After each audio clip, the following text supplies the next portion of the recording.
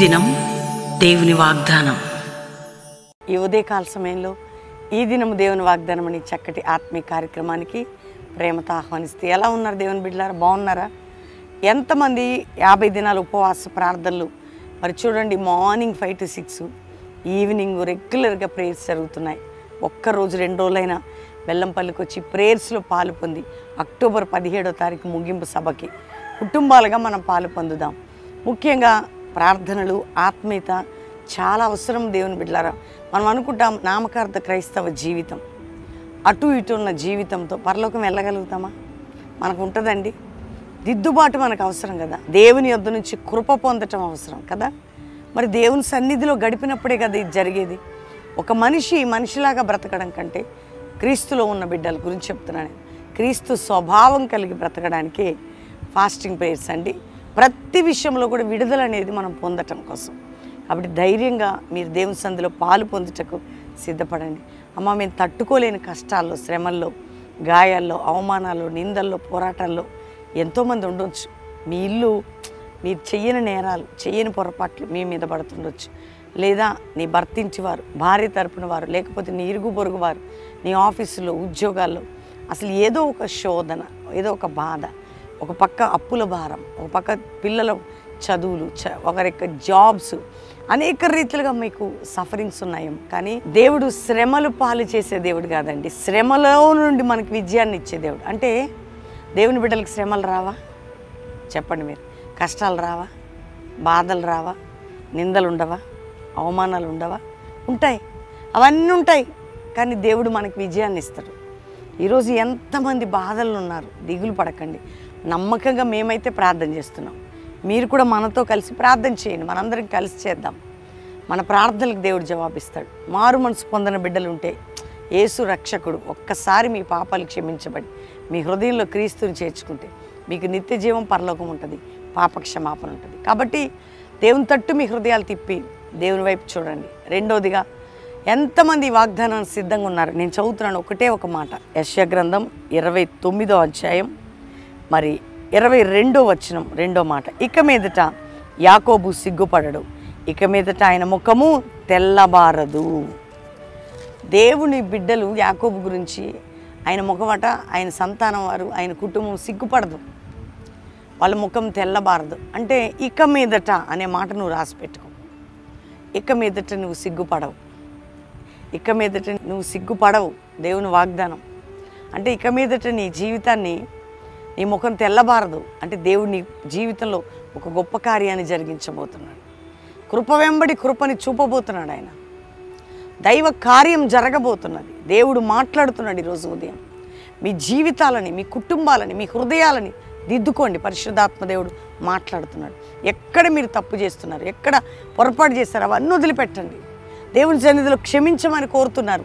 దైవికంగా మీరు హృదయాలు 50 దినాలు సిద్ధపరచుకుంటున్నారు. ఇక మీదట నువ్వు సిగ్గుపడవు, ఇక మీదట నీ ముఖం తెల్లబారదు.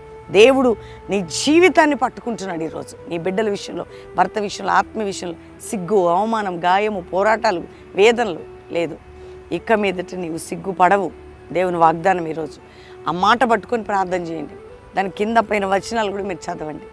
దేవుడు నీ కుటుంబంలో గొప్ప కార్యం చేయబోతున్నాడు. నీ బిడ్డల విషయంలో, నీ యవ్వన జీవితంలో, నీ సేవ విషయంలో, అన్ని ఏరియాస్లో కూడా దేవుడు ఆ గొప్ప కృపని చూపబోతున్నాడు. కాబట్టి మీరందరూ కూడా దేవుని మాటని ఎత్తిపట్టి ప్రార్థన చేసి రిసీవ్ చేసుకొని అందరికీ ఆ వాగ్దానం పంపండి. అందరికీ కూడా దేవుని సన్నిధిని ఆనందించండి. ప్రార్థన చేసుకుందాం. తండ్రి, ఉదయకాలం ఎంతమంది వాగ్దానం రిసీవ్ చేసుకుంటున్నారో, రక్షణ మారు మనసు లేని వారికి రక్షణ మారు మనసు ఇవ్వండి. నానావిధ రోగాలతో ఉన్న వారికి యేసు పొందిన గాయముల వలన స్వస్థత ఇవ్వండి. ఇబ్బందుల్లో, ఇరుకుల్లో, సమస్యల్లో, కష్టకాలంలో ఉన్న వారికి విడుదల మీరు ఇవ్వండి. శత్రు పోరాటాల నుంచి విడిపించండి. మానసిక ఒత్తిడి నుంచి విడిపించండి.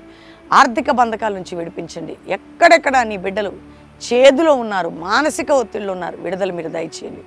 నిందలు, గాయాలు, అవమానాలు, సిగ్గుని, అవమానముని కొట్టివేసి ఘనంగా బిడ్డలు నేర్చండి. అయ్యా, ఎవరెవరు వరదల్లో, వర్షాల్లో ఇంకా ఆ పరిస్థితులు ఉన్న విడుదలిచ్చి వారికి సహాయాన్ని పంపండి.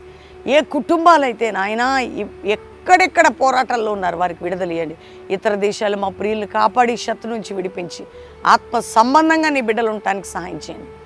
ఎవరెవరి ఇళ్లల్లో ప్రభా ఏ శోధకుడు తాండవిస్తున్నాడు, విడుదల మీరు దయచేయండి. భారతదేశాన్ని రక్షించండి.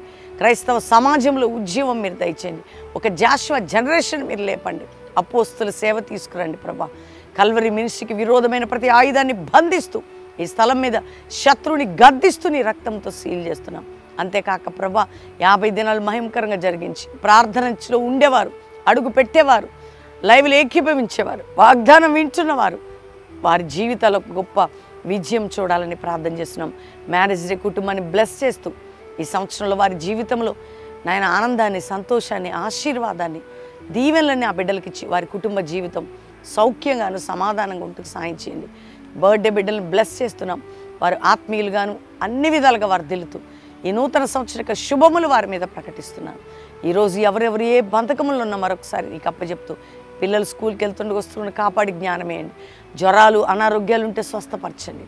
వారు తింటున్న భోజనం, తాగుతున్న వాటర్, వేసుకునే మెడిసిన్ కూడా మేము బ్లెస్ చేస్తున్నాం. ప్రతి కుటుంబాన్ని దీవిస్తూ అయ్యా ఈ పరిచర్య అంతటి నీరు కట్టి ఫలింపజేయమని, వాగ్దానం వింటున్న తీసుకున్న ప్రతి బిడ్డ హృదయంలో కార్యం జరిగించమని యేసు నామములో అడుగుచున్నాం తండ్రి.